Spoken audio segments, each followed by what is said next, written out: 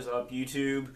It's Heretic here. I'm back with another deck profile. This is one that I know some of you guys asked for after watching my match with Zaya Lee that we recorded while we were in St. Louis for regionals, and that is the Ho-Oh EX deck that he played. This is my version of the deck. It's not his exact list.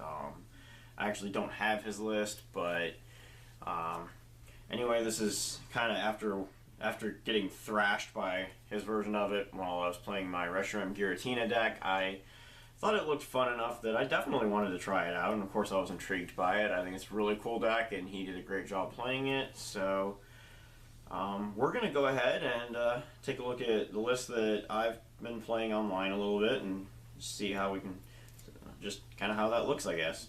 So, 3 Ho-Oh EX to start. I originally ran 4, it was quad Ho-Oh, but the more I played it, I just kind of realized that we could make room for support cards by simply cutting down to 3 and maybe having a little more search power.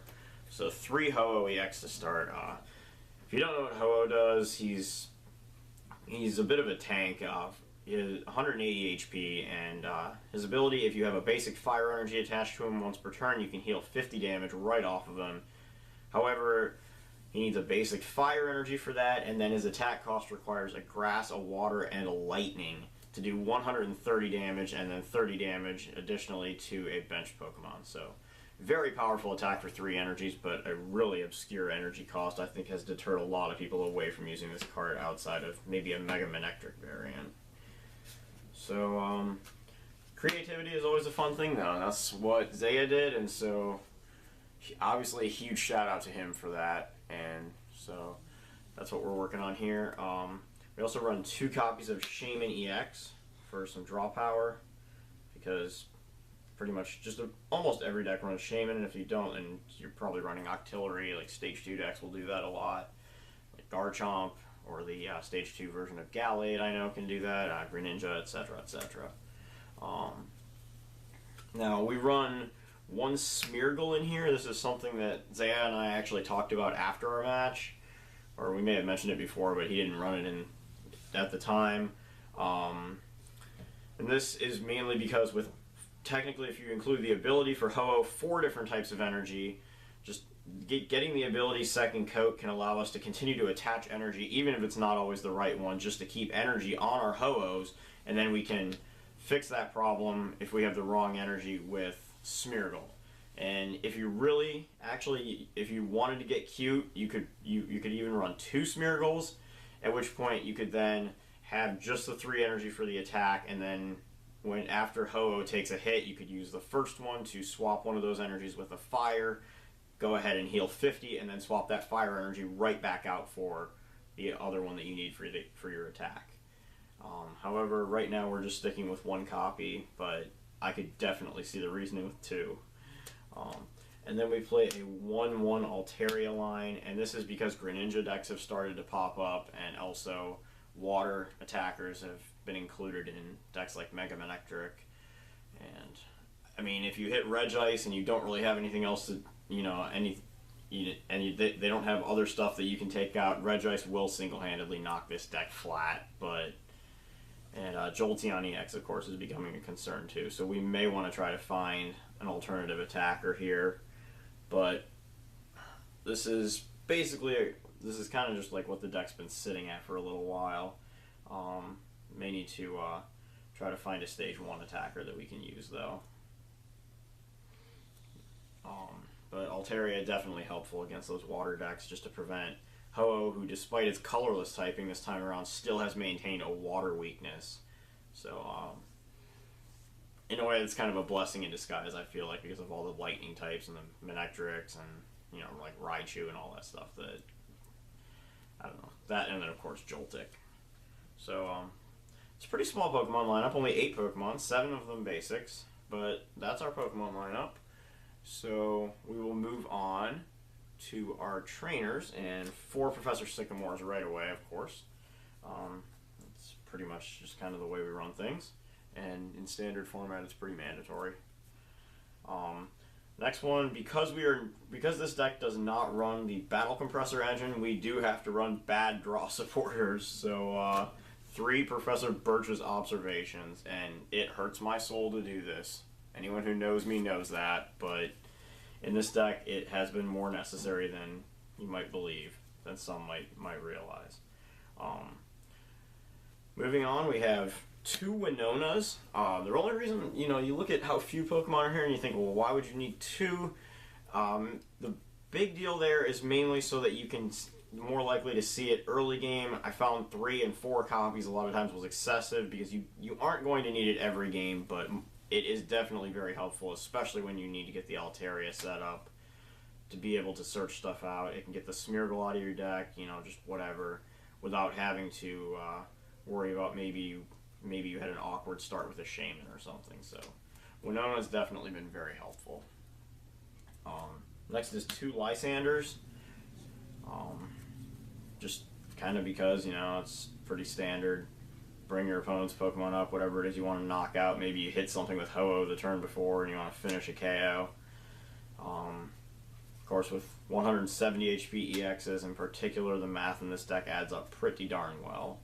As we run Fighting Fury Belt, so you can use Ho-Oh to hit for 140 and then just the Snipe for 30. So you could also Lysander something fresh up and then use the Snipe to take that knockout, which is pretty powerful. And we have 1 Judge for, I guess, hand disruption. And we have 1 Pokemon Center Lady, continuing to be a little tanky here. We have an AZ for the same reason, as well as potential switching capabilities. With 180 HP, plus I mentioned we do run Fighting Fury Belt, which would bring it up to 220.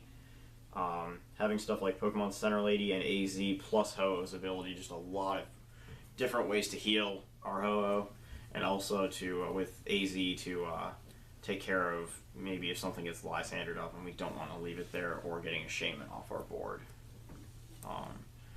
We run 4 VS Seekers, which again pretty standard to get our supporters back, especially with our 1-0s. It's very useful.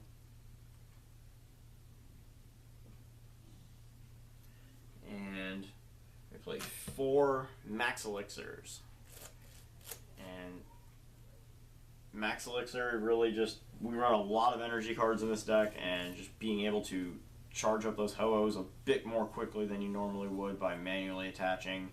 And again, if you hit the wrong energy, Smeargle can fix that problem later on, so definitely something to keep an eye on.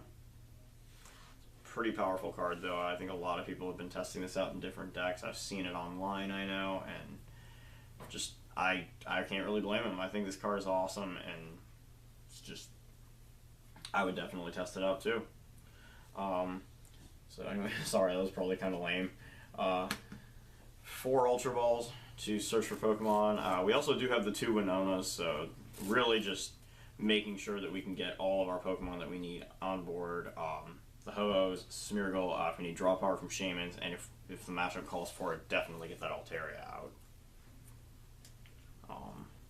4 Trainer's Mails to help speed up to our Max Elixirs mainly, and our supporters. This card is just too good in Standard, I feel like, in pretty much every deck except maybe Vespiquen decks that run Unknown instead, to not be running it, so definitely 4 Trainer's Mails. And we run 3 copies of Switch.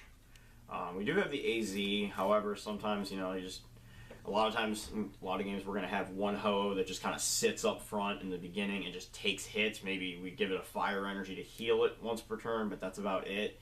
If they don't manage to knock it out, and the second one gets charged up, then we are going to want another way to get that out of there, and we won't always have our 1 copy of AZ available. So, just kind of increasing what we can do there. You could also play 2 Switch and 1 Escape Rope here. Just another little idea. Then we play 1 copy of Super Rod, in case our Smeargle or Altaria, when it's needed, gets picked off with Lysander or something, or more often than not, just to get energies back, I think. If we have to Sycamore away a whole bunch of energy or discard it with Ultra Ball, just a way to get 3 of those energy cards back so that we can increase the odds of Max Elixir still working, as well as getting our energy back so we can use it for our Ho-Ohs. And then 3 Fighting Fury Belt, because this just helps us tank even more and also does add damage to Ho-Oh's attack. You could make the case for Muscle Band here, because Ho-Oh does 130, so if you use Muscle Band it would be 150, and then the 30 Snipe would add up to 180, which would take out most EXs, you know, not basic EXs that aren't Whale Lord, but I kind of like the extra HP here. Definitely up for debate though. I mean, that's just kind of player preference, I feel like. Then we have 4 basic grass, 4 basic water, and 4 basic lightning energies. These are the 3 types that we used for Ho-Oh's attack cost. So 1 of each for, you know, 1 grass, 1 water, 1 lightning for the attack cost. We run 4 of each just to make sure that, you know, if we prize energy or whatever, and to jack up the odds of max elixir working. And then we finally will close it out with 3 fire, not needed for the actual attack cost, so that's why we run 1 less. But still very, very necessary, I feel like, just to help kind of tank out along with Fighting Fury Belt and Ho-Oh's high HP to begin with. And so that is our Ho-Oh.